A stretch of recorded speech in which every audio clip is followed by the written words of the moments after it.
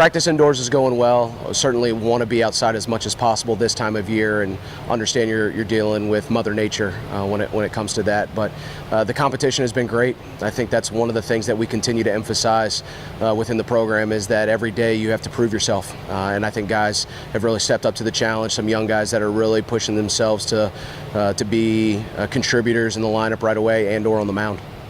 It was fun seeing them in the fall, obviously, getting them mixed into the college game, and the differences from their previous years in high school and now making the transition into college.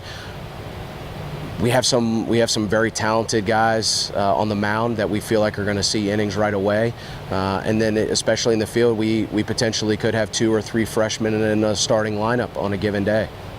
Team chemistry is very important on road trips, and I think that's one of the best ways to really become a family, is when you're traveling in close quarters, you're living in hotels in close quarters.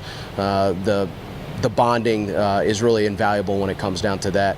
And really, with being on the road early in the season, it's part of playing baseball in the Northeast, and any opportunity that we can to travel, to be outside and playing games is only going to bode well for us when we get into Dunfield in the second half of the season.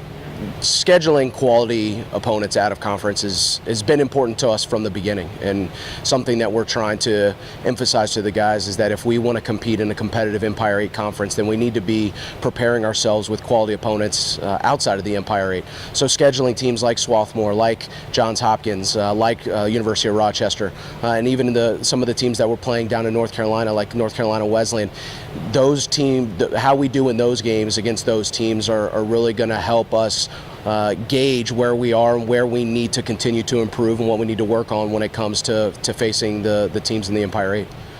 We try to simplify things, and really what it comes down to is can we be a team that puts pressure on the defense as much as possible, and whether that's at the plate, whether that's on the bases, and ultimately if we can string quality at bats together, then we're gonna do some fun things offensively.